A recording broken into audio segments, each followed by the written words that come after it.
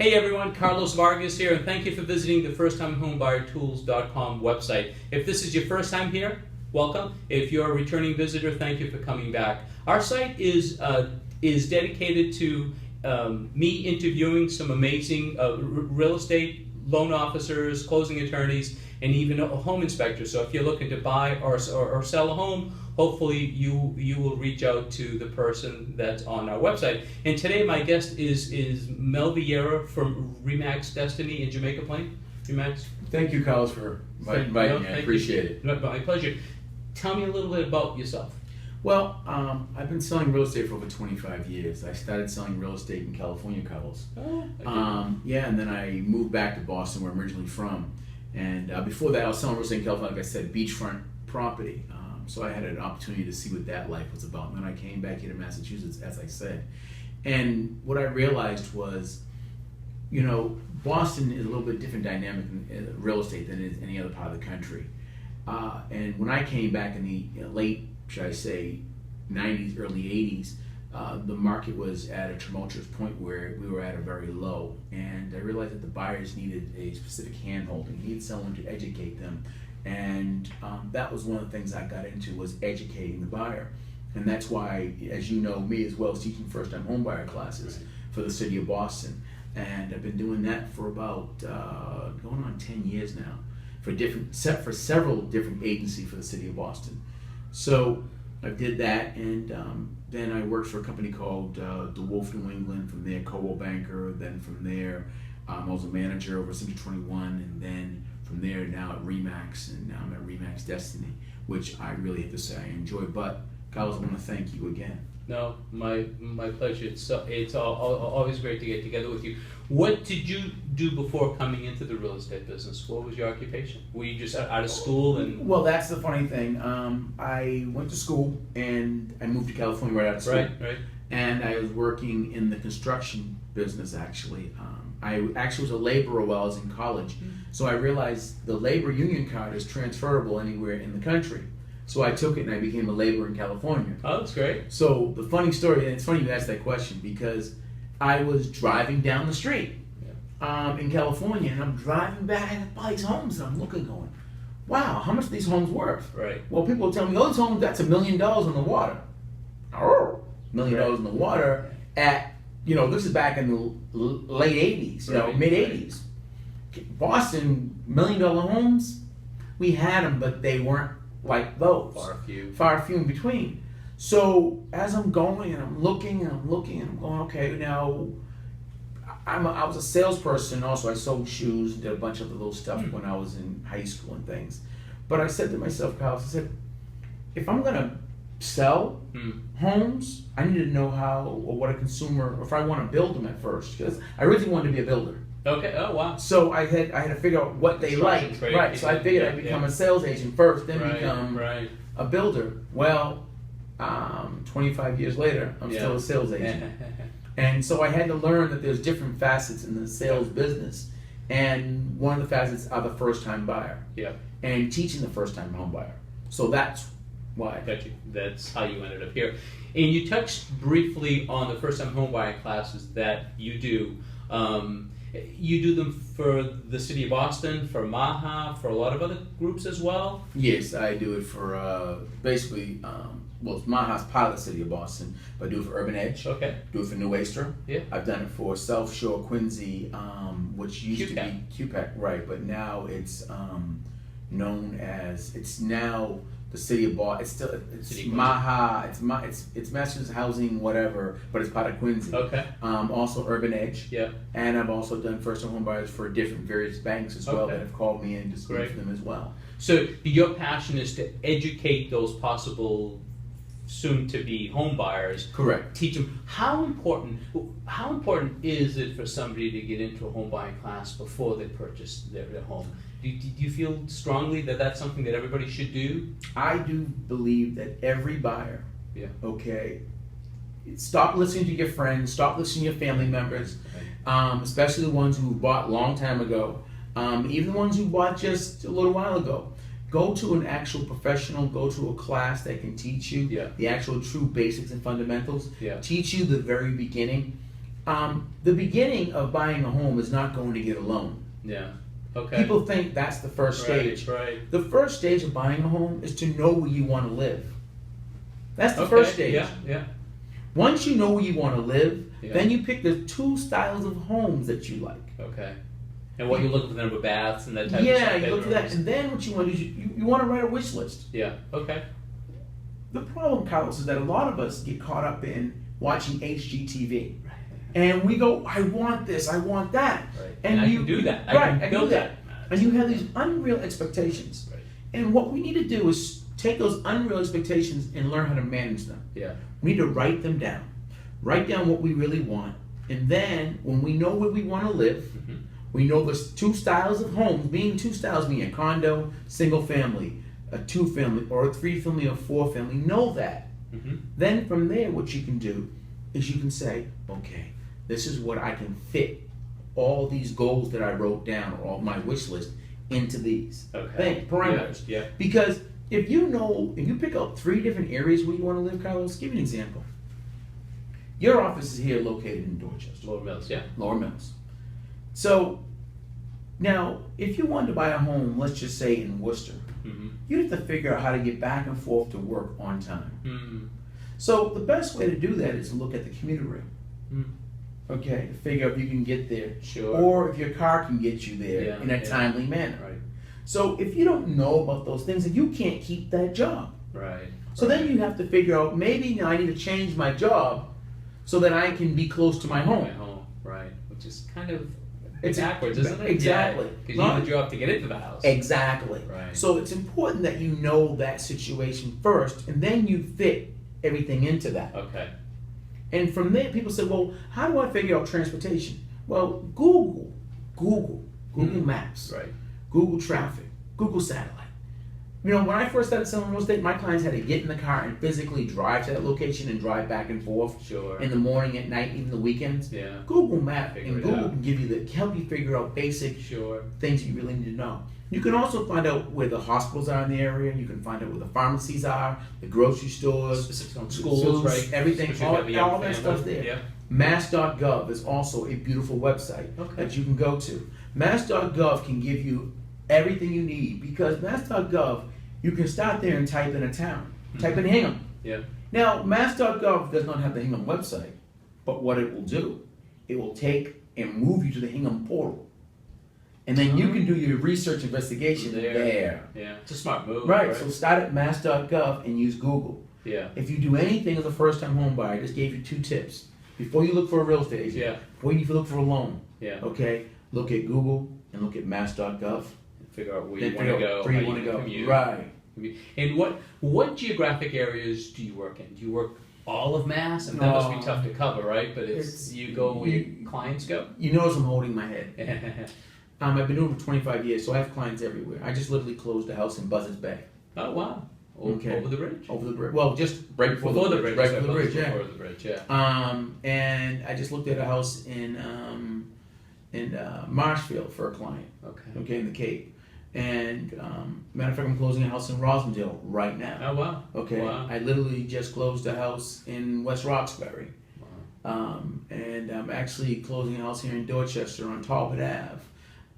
And did one in Milton. So there's no, I mean, you go where your customers go. That's the point I wanted to make up. So somebody finds you, they right. feel comfortable about dealing with you, and then you become their correct. liaison to find a house.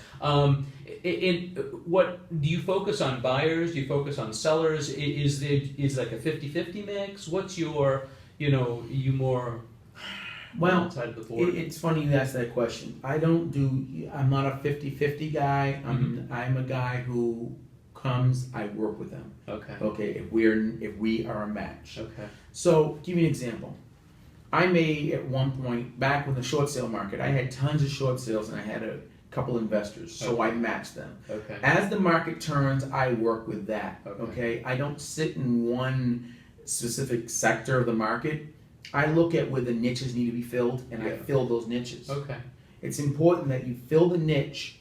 So if a buyer needs me, I work with the buyer. Yeah. But my thing is, I will always educate a buyer. Okay. If a for sale by owner comes to me and says to me, Melvin, I don't want to use an agent. Yeah. But I need this help. Am I going to get paid by the facility owner? Most likely no. Mm-hmm. But what I feel is it's my obligation to help them. Okay. And to give them the tools that are possible. Because if I give them the tools, they're going to remember that I gave them the tools. Right. And they're going to reciprocate and say, and pass my name along, Yeah. because I didn't ask for a check. You got to give before you can expect to receive. Right. Correct. So true. So, True. So I decide to hire you. Mhm. You're super techie savvy, I know, because I see you all over the place. All over the place. How are we going to communicate with each other? Am I going to ride around in a car with you? So we've decided I want a ranch, and it's in Milton with 2 bedrooms. Do I sit with you? Do you direct me to your site? How do I find out? Hey, Melvin, I don't want to look at these 63 houses. I want to look at these 2 homes because they interest me. The first thing is you ask me, how are we going to interact? My question is, how would you like for me to interact with you? Yeah, good question. Yeah, good answer. Good answer. Do you like me to communicate you via text, Yeah, via email, yeah. via phone call, or face to face? Right. Good. How do you like it? Perfect. And then I ask you, what times are you available? Yeah. Now you tell me what times you're available, how you like to be communicated with, and what are the easiest forms of communication. Then we communicate that way. Perfect. Yeah, you accommodate the. I accommodate to you, but I also let you know what hours I'm available. Yeah, perfect. Yeah. And so that I fit you in my schedule, you get fit in mine. So then we work together, so there's never a hiccup in the road. Perfect. So at least we have. So I met your expectations, and at least I'm not promising you more than I already said I'm going to give you. Okay. Can you share with us one of your successes? Perhaps a family that you knew had struggled to purchase a home, or maybe had even lost a home through this whole crisis, and you were able to get them back into a home, or a parent that you were able to figure out how they can still keep the kids in the same school system without. You ask a good question. Can I share one of my successes? I can share many of my successes. One of the success that I like to share is I had a client who was a short sale, need to sell their home. Short sale means short that they sale, owe the bank more what the house is worth. Correct. Okay. Correct. And I had to help them out, and it was not because she financially couldn't do it. It was because she had medical bills that had piled up. Okay. And the bank wanted an astronomical amount of money from her. To me, that was one of my successes, to get her out where she didn't have to do anything.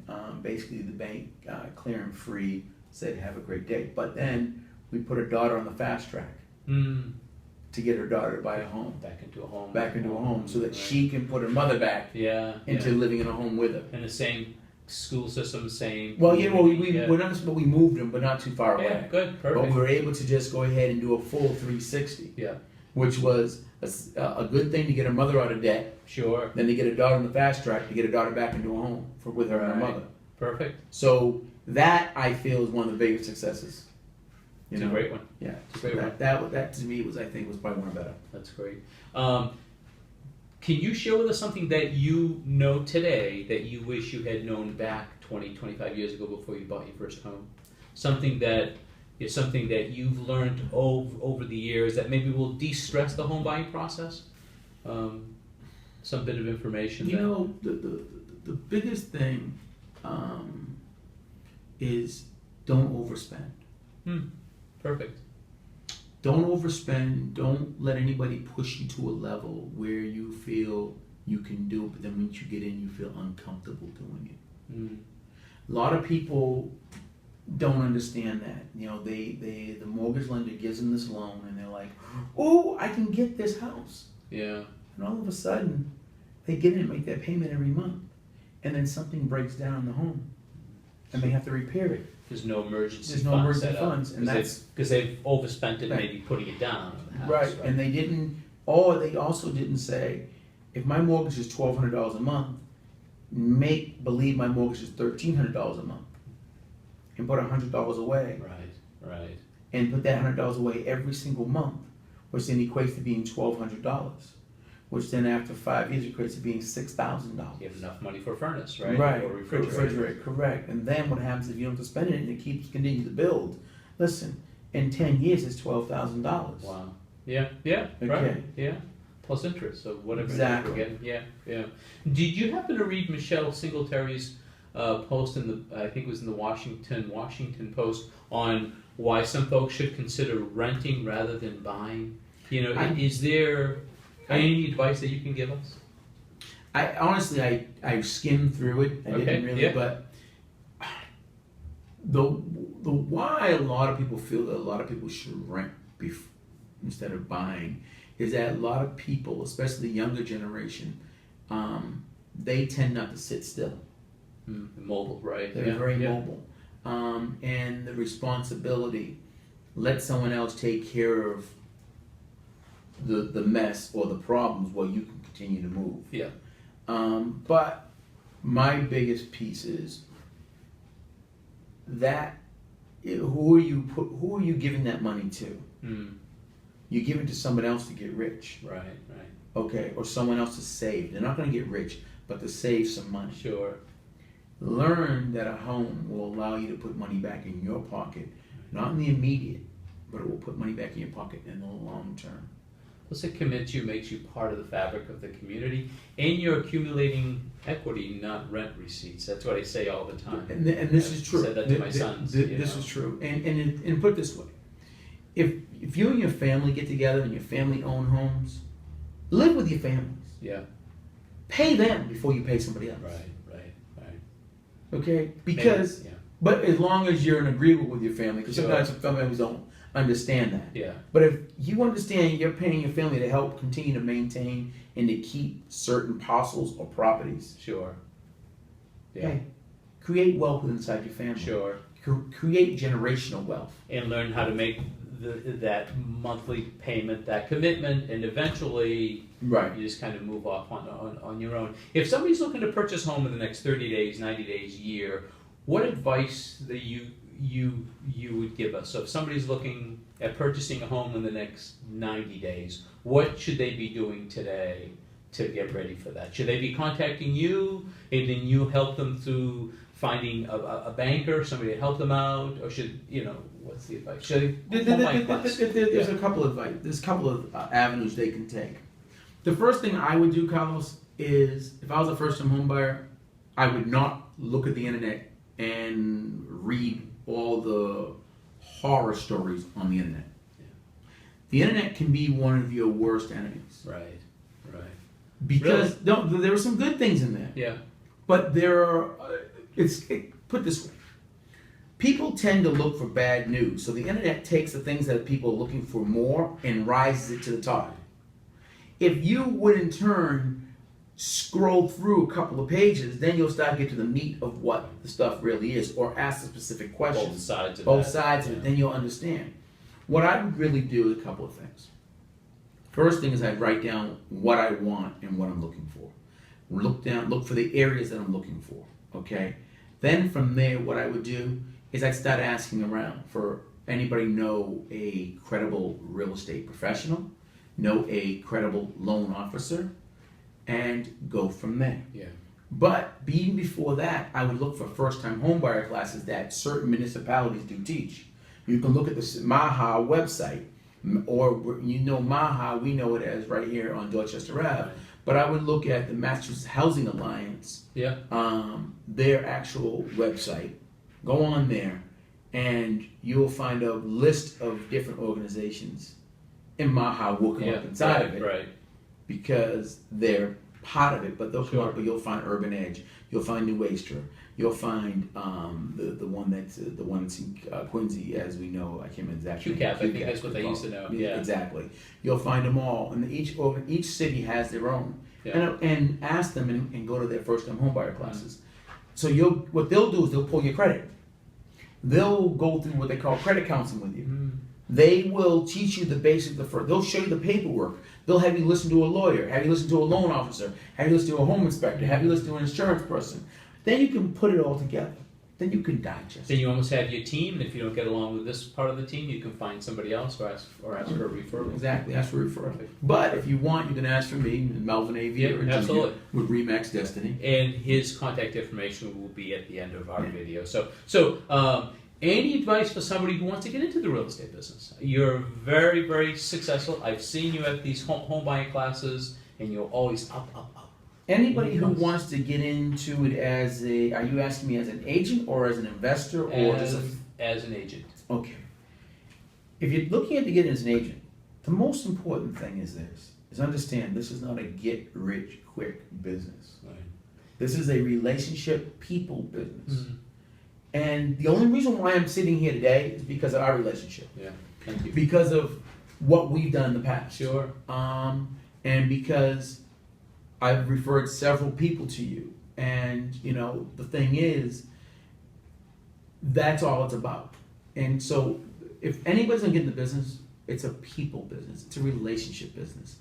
And understand, know your laws, know who the person is, understand the personalities of the people, understand the ethnic backgrounds of each person, understand the culture. Right. You have to deal with all of that. All of you that. feel comfortable. Right. And don't take ethnic background and culture to be the same. Right. Because they, and understand, you know, certain people don't want their hands shaked. Right. Certain people, you know, don't want to be touched at all. Right. Some people like to be touched. Right. You got to know who and what. You better have to learn how to read people. Absolutely. You have to know that there's a midbrain, okay? You have to know there's an A and B side. You have to know all these things. Yeah. Yeah. You have to understand that people have different To characters. sell real estate, you have to understand the consumer. To be a salesperson, period, you got to know the consumer, just like you. Yeah. In your business, if you don't know the consumer, there's nothing you can do. Right. There's no way you can jump over that. What's the favorite part of your day? What do you like to do the most? And I think I know what your answer is, which is... Well, go play golf now. No. Meeting new people, because I've heard that. I know. Yeah, but truly, what's your favorite part of your day? Just getting out. Yeah. Just getting out and being free to do what I want to do. Yeah. And the career makes you that. Right. And me just getting in front of the consumer. Yeah. No, there's some days that I don't want to be in front of the consumer. Well, there's days we don't. But the point is, I enjoy meeting new people. Yeah. I enjoy teaching people. Right. I enjoy being there. Yeah. And that becomes one of the pleasures. When the biggest pleasure is when you get a first time home buyer, when they're at the closing table, and they got that pen in their hand, and you look at them and tell them, just sign your life away. Don't worry about it. Yeah. Don't worry what your signature looks like. Just sign. And they're like, really? I'm like, yeah. But then after they put that pen down, and the attorney turns to them and says, congratulations. Right. The smile on their face. Yeah. It's precious, right? Yeah. There's Can't put any money on that. No. Yeah. No, it's unbelievable. Yeah. You know? And as we wrap up, I'll get one of two questions. What are you reading, or what kind of foods do you like? What's your favorite food? You can answer one of those. I can do both. Yeah. My favorite food. I just came back from Texas, and we just did a my wife's cousin's husband's family from Louisiana, so we did some shrimp and crab and Bayou cooking. So that was really good. I mean, we boiled it off. That was really, really good. What am I reading? What am I rereading? You know, one of the funny things is Who Moved the Cheese? Yeah, it's a great book. It's such an easy quick read, isn't it? Right? Yeah. Who moved the cheese? If you really think about that,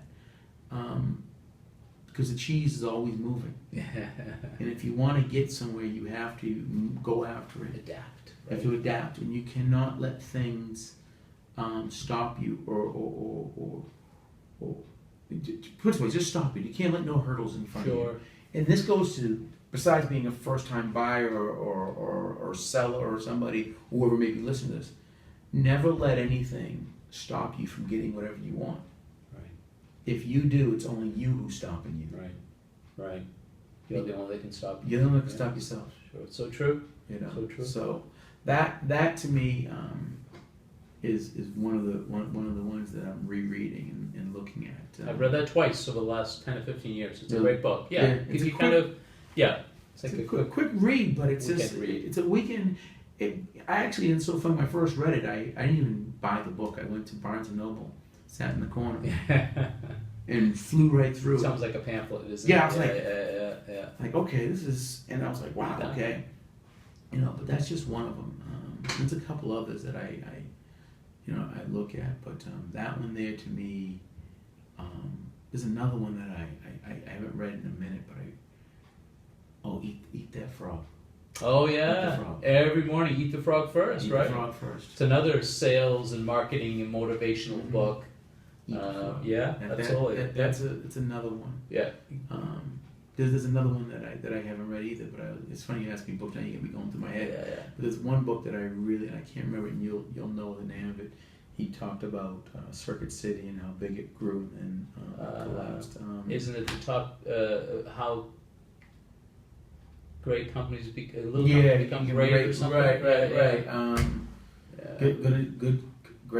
Good to great. Good to great. It's a great book. Another one that I've read. Another one that I've read. I read so many of them that they all tend to kind of weave into each other.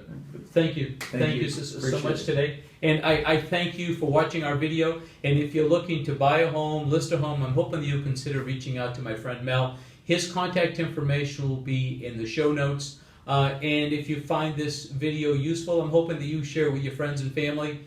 And thank you so much for watching, and thank you so much. Have a great day.